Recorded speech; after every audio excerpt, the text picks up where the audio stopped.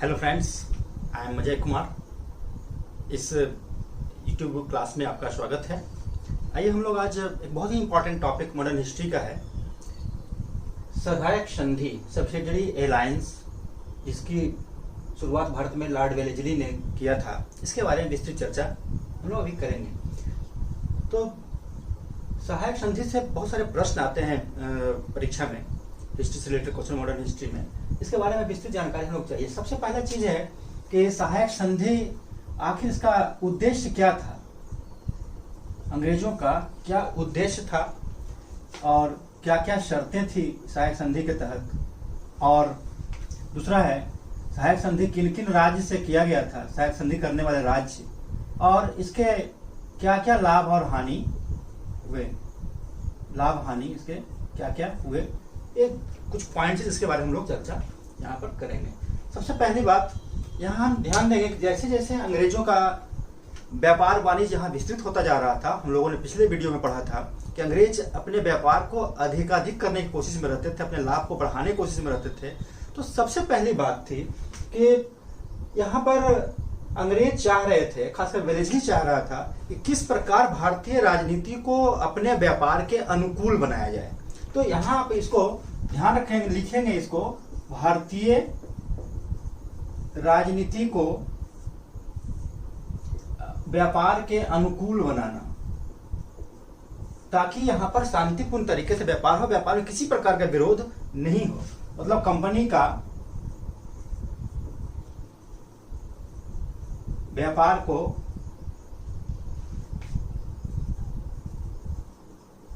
अक्षुण्ण रखना, मतलब उसमें किसी प्रकार घाटा ना हो। इसलिए जरूरी था कि भारतीय राज्यों को अपने फेवर में किया जाए, शांति व्यवस्था बनी रहे, कोई हस्तक्षेप बाहर का न हो, ताकि इनका राजनीति व्यापार के अनुकूल हो और व्यापार वाणिज्य बेहतर तरीके से चले। दूसरा इनका जो ऑब्जेक्टिव इसके चलते क्या होगा कि भारत में उनका कंपनी को सर्वोच्च शक्ति के रूप में स्थापित करना, कंपनी को भारत में सर्वोच्च शक्ति के रूप में स्थापित करना और फ्रांसीसियों के बढ़ते प्रभुत्व को रोकना, बढ़ते प्रभुत्व को रोकना। ये दो चीज इंपॉर्टेंट था, कंपनी को सर्वोच्च शक्ति के रूप में स्थापित करना, फ्रांसीसी चूंकि उस समय बढ़ते जा रहा था। आप ध्यान देंगे भारत में जो राजनीतिक व्यवस्था है मॉडर्न हिस्ट्री में यूरोपीय व्यवस्था से काफी प्रभावित होती है। जैसे 1789 में फ्रांसीसी क्रांति होती है, उसके बाद नेपोलियन का प्रभाव पूरे विश्व में बढ़ता चला जाता है और अंग्रेजों को इस बात का खतरा था, डर था कि कहीं नेपोलियन का प्रभाव भारत पर ना पड़ जाए और भारत का एक बड़ा बेहतर व्यापारिक साधन, व्यापारिक केंद्र जहां से बड़े पैमाने में लाभ हो रहा था, वो इनके हाथ से न निकल जाए। इसीलिए वो फ्रांसीसियों के प्रभाव को यहाँ रोकना चाहते थे। इसीलिए उन्होंने कोशिश किया, ऐसी शर्तें लगाई भारतीय राज्यों के साथ कि यहाँ के राज्य किसी दूसरे विदेशी शक्ति के साथ संबंध बना ही नहीं सके या आपस में एकजुट हो ही नहीं सके। इसके लिए उन्होंने 3 प्रकार की शर्तें रखी थी। यहाँ आपको हम आगे यहाँ पर चर्चा करेंगे, ध्यान से इसको देखेंगे। ये शर्तों को हम लोग बेसिकली ऐसे समझेंगे। पहला, ये कंपनी है और यहाँ पर एक ये भारतीय राज्य है। भारतीय राज्य मतलब राज्य या देशी राज्य, रजवाड़े, इसको हम लोग रजवाड़े बोल सकते हैं। प्रिंसली स्टेट, प्रिंसली स्टेट्स, ये इस तरह से है। आप यहाँ पर इसको मान लें आप दूसरा कि यह जो पार्ट यहाँ पे ये जो है कोई विदेशी राज्य है, विदेशी राज्य या विदेशी कंपनी, विदेशी कोई भी, यहाँ जैसे फ्रांसीसी हो, पुर्तगाली हो, यूरोपीय कोई भी राज्य हो। और तीसरा अन्य देशी राज्य, अन्य देशी राज्य, इस फिगर को ध्यान समझेंगे। अदर प्रिंसली स्टेट्स, यहाँ हम लोग बात कर रहे हैं इसके साथ, जो यहाँ कंपनी के साथ इस रजवाड़े का संधि कैसे हुआ, इसकी बात हम लोग करेंगे और इसको कंपेरिजन करेंगे हम लोग विदेशी राज्यों से और इसके राज्यों से। शर्तें क्या क्या थी, जो दूसरा पॉइंट हमारा था कि शर्तें क्या क्या थी।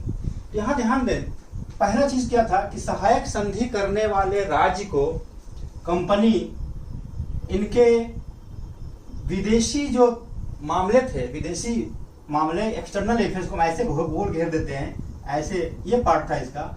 ये एक्सटर्नल अफेयर पूरी तरह अंग्रेजों के अधीन हो जाता था। मतलब विदेशी मामलों में अंग्रेजी कंपनी इस राज्य को पूरी तरह से अपने हस्तगत कर लिए थे, और यह राज्य किसी विदेशी दूसरे किसी राज्य से किसी प्रकार का समझौता नहीं कर सकता था। यहाँ पर किसी प्रकार की संधि नहीं कर सकता था। ये आपको फिगर से क्लियर हो रहा है कि विदेशी राज्यों से कोई भी संधि नहीं कर सकता था। दूसरा, कोई भी विदेशियों की अपनी सेवा में वो नहीं रख सकता था, विदेशी की सेवा नहीं ले सकता था, केवल यूरोपीय की सेवा ले सकता था। यूरोपीय के अलावा, ये ब्रिटिश के अलावा किसी और यूरोपीय की सेवा नहीं ले सकता। यहाँ पर ध्यान रखना है, किसी दूसरे यूरोपीय कंट्री का या किसी और राज्य का वो नहीं रख सकता था, केवल ब्रिटिश अधिकारियों की सेवा ले सकता था। एक ये था। दूसरा, किसी दूसरे राज्यों से, ये जो देख रहे हैं आप, इस राज्य का दूसरे राज्य से, अन्य देशी राज्यों से किसी प्रकार का संबंध बनाने के लिए उसको परमिशन की आवश्यकता थी। मतलब कंपनी के अनुमति के द्वारा ही वह इनके साथ किसी प्रकार की संधि या मित्रता कर सकता था। किसी प्रकार की संधि अन्य राज्यों से नहीं कर सकता था। एक पॉइंट हमारा यहाँ एक देख रहे हैं, दूसरा पॉइंट यहाँ देख रहे हैं। तीसरा क्या था कि कंपनी अपने यहाँ से कंपनी को देख रहे हैं कि कंपनी अपना एक सैन्य टुकड़ी यहाँ पर रखता था, मिलिट्री सैन्य टुकड़ी यहाँ पर रखता था इस राज्य में, और इस राज्य में सैन्य टुकड़ी रखता था जिसका खर्च कंपनी को देना पड़ता था। मतलब इसका खर्च कंपनी नहीं चुकाती थी, बल्कि इस राज्य को चुकाना पड़ता था। खर्च उस राज्य द्वारा ही चुकाया जाता था। यहाँ ध्यान देंगे, कंपनी एकदम आसानी से इस राज्य को अपने कंट्रोल में ले लेती है। कंपनी की सेना है, सेना इसके राज्य में है, और जब कभी भी समस्याएं होंगी इसी सेना से कंपनी इस राज्य पे कब्जा कर लेगा। आगे आप देखेंगे इतिहास में ऐसा होगा। दूसरा, इस कंपनी का एक रेजिडेंट होगा, एक रेजिडेंट इस कंपनी का यहाँ आ जाएगा, और ये रेजिडेंट यहाँ पर रहेगा जो उसका निरीक्षण करेगा, देखरेख करेगा। तो हम लोगों ने देखा कितना पॉइंट, एक तो विदेशी राज्यों के बारे में, दूसरा देशी राज्यों के बारे में, तीसरा मिलिट्री का रखना, उसका खर्च चुकाना, और चौथा रेजिडेंट की नियुक्ति उस राज्य में जो इसका देखरेख करेगा, और कभी भी समस्याएं होंगी इसी सेना और इसी रेजिडेंट निरीक्षण में राज्य का हड़प होता है आगे भविष्य में इतिहास में, जो हम लोग आगे के वीडियो में पढ़ेंगे। जैसे अवध का कुशासन के आरोप में विलय होता है 1856 में, ये भी आप लोग याद रखेंगे। 1856 में अवध का विलय होता है, कुशासन माल एडमिनिस्ट्रेशन या मिस एडमिनिस्ट्रेशन के आरोप में, है ना, किया जाता है। यही भूमिका काम आती है उस समय। अब यहाँ क्या था, कंपनी कहती है कि हम आपके आंतरिक मामलों में किसी प्रकार का हस्तक्षेप नहीं करेंगे। ये आंतरिक मामलों में किसी प्रकार का हस्तक्षेप नहीं करेंगे। विदेशी मामले पूरे इसके प्रभाव में था। अब आप देखेंगे कि इतिहास में बहुत सारे ऐसे एग्जाम्पल हैं भारतीय इतिहास का, मॉडर्न का। अंग्रेजों ने केवल कहने को ऐसा कहा था, जबकि शायद ही ऐसा कभी हुआ कि उन्होंने इंटरनल अफेयर्स में डिस्टर्ब नहीं किया हो, इंटरप्ट नहीं किया हो। भारतीय राज्य अपनी संप्रभुता को, अपनी प्रभुता को, स्वाभिमान को, अपनी शक्ति को इस संधि के माध्यम से खो दिए।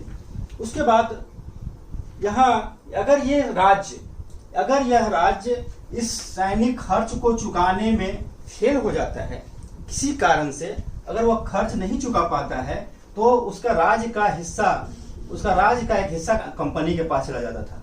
मतलब राज्य का एक भूमि का टुकड़ा कंपनी को देना पड़ता था। अब ध्यान देंगे, इस तरह से अंग्रेजों ने इस प्रकार की नीति अपनाई कि सेना अंग्रेजी सेना होगी, खर्चा राज्य उठाएगा, और अगर वह राज्य ऐसा करने में सफल होता है, किसी कारण से सफल हो जाता है, तो उसको अपने राज्य का हिस्सा कंपनी को देना पड़ेगा, ताकि वहीं के राजस्व से सेना का खर्च चुकाया जा सके। ये सारे पॉइंट्स हैं, आप इसको एक बेहतर तरीके से समझ सकते हैं इस ग्राफ के माध्यम से। मुझे लगता है समझ में आया होगा। दूसरा, ये राज्य कौन कौन राज्य थे, तो राज्य आपको ध्यान रखना है। राज्य पहला है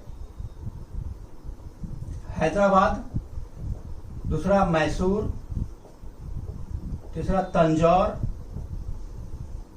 अवध, पेशवा, बरार, सिंधिया, जोधपुर, जयपुर, मछेड़ बूंदी, भरतपुर, ये सब राजस्थान के राज्य हैं। अब देखिए इसमें आपको ईस्वी सन याद रखना होता है 1798, 1799, 1801, 1802, 1803 2-3 में है, और यह भी 1803 में है, 1804, उसके बाद पीरियड में 1805 के आसपास ये सारे राज्य हैं। इस प्रकार से आपको ऑर्डर में सजाने के लिए भी आते हैं। इसको आप चाहें तो अगर आप इंडिया के मैप पर इसको देखना चाहें तो इंडिया के मैप पर भी इसको ध्यान से आप ऐसे देखेंगे ताकि आपको याद हो जाएगा। देखिए हैदराबाद, ये हैदराबाद का एरिया है, ये हैदराबाद, मैसूर, तंजौर यहाँ है, तंजौर, अवध, ये वाला पार्ट है अवध, पेशवा का पार्ट यहाँ पूना वाला क्षेत्र है पेशवा, बरार उत्तरी कर्नाटक वाला क्षेत्र है बरार, सिंधिया का यहाँ पर है ग्वालियर का क्षेत्र है सिंधिया, उसके बाद यहाँ जोधपुर, जयपुर, मछेड़ बूंदी, ये सारे राजस्थान वाले एरिया हैं। तो मैप पर भी आप इसको ध्यान से देख सकते हैं, ऐसे ऑर्डर में याद रख सकते हैं। बाकी फिगर में आप इसके करेक्ट शर्तों को याद कर सकते हैं, ज्यादा आसानी होती है। उसके बाद लाभ और हानि की बात हम लोग करते हैं तो आप यहाँ क्या देखें, कंपनी को ज्यादा इसमें लाभ होता है और यहाँ के राज्यों को काफी हानि होती है। कंपनी इस मामले में आश्वस्त हो जाती है। कंपनी को यहाँ पर आप देखेंगे कंपनी को क्या क्या इसमें फायदा हुआ, कंपनी को क्या क्या बेनिफिट हुआ, कंपनी का क्या फायदा हुआ। सबसे पहला चीज कि कंपनी को अपनी सेना राज्य के क्षेत्र में रखने का मौका मिला, जिससे राज्य पर नियंत्रण स्थापित हुआ, देशी राज्यों पर बेहतर नियंत्रण स्थापित हुआ, बिना खर्च के उसकी सेना वहां स्थापित हो गई। दूसरा, जब कभी मौका मिलेगा उसको नियंत्रण करके और उसको अधिकार करने में सफलता मिल जाएगी। दूसरा, राज्य के किसी प्रकार का विरोध या विद्रोह इसकी संभावना न्यून हो गई, कम हो गई, क्योंकि अब राज्य के पास ताकत ही नहीं बचा। राज्यों के पास जब सेना, बाहरी सेना है, रेजिडेंट वहां पर है, तो राज्यों के पास किसी प्रकार का ताकत अब नहीं बचा है कि विरोध भी कर सकता है, विरोध कर सकता है। या तीसरा है, किसी प्रकार के संगठन का खतरा नहीं था। खासकर जो भी राज्य आपस में समझौता कर ले, जैसे ये राज्य था, दूसरा ये राज्य है, अब ये राज्य से संधि इसकी हो ही नहीं सकती है, या होगी तो ब्रिटिश अनुमति पर होगी, या इसके साथ अगर संधि इसका है तो इस प्रकार से रिलेशन है। अगर कंपनी का समझौता इसके साथ भी है, प्रिंसली स्टेट के साथ भी है, इसके साथ भी है, तो निश्चित रूप से इन दोनों का रिलेशन तभी होगा जब कंपनी चाहेगी। इसका मतलब है इनका आपसी संगठन तभी होगा जब कंपनी चाहेगी, और कंपनी चाहेगी नहीं तो आपसी संगठन इनका नहीं होगा। तो इसको कंपनी के विरोध का विद्रोह खतरा भी काफी नगण्य था।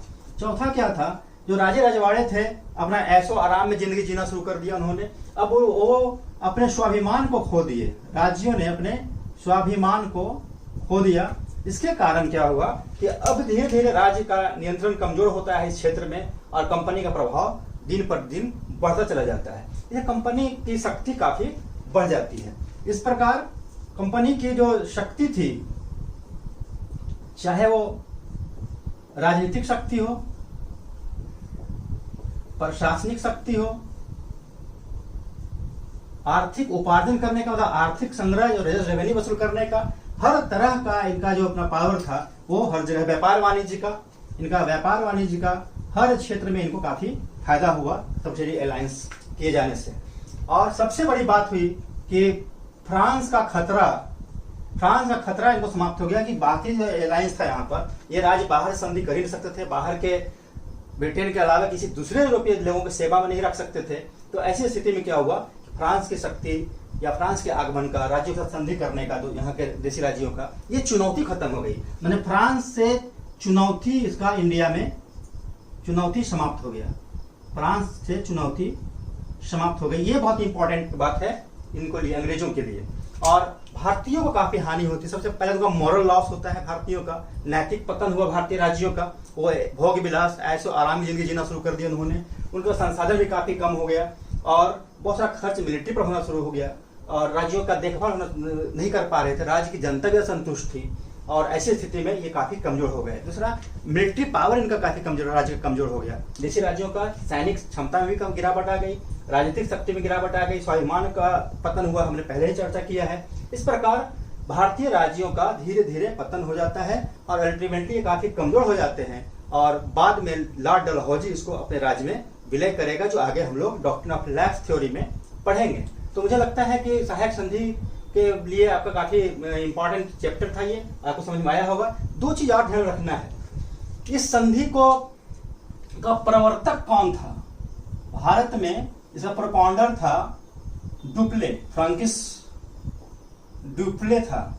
ये फ्रांसीसी गवर्नर था, इसने यहाँ इसकी संकल्पना लाई थी, ये डुप्ले लाया था। जबकि इसको व्यवस्थित रूप देने वाला था वेलेजली, इसको व्यवस्थित रूप देने वाला लॉर्ड वेलेजली था, जो हम लोग पढ़ रहे हैं, इसके बारे में भी यहाँ पर पढ़ रहे हैं। दूसरा, सबसे पहले सब्सिडी अलायंस कहाँ हुई थी? तो हैदराबाद ने किया था। लेकिन आपने पहले वीडियो में पढ़ा है, हम लोगों ने पढ़ा था प्लासी और बक्सर की लड़ाई।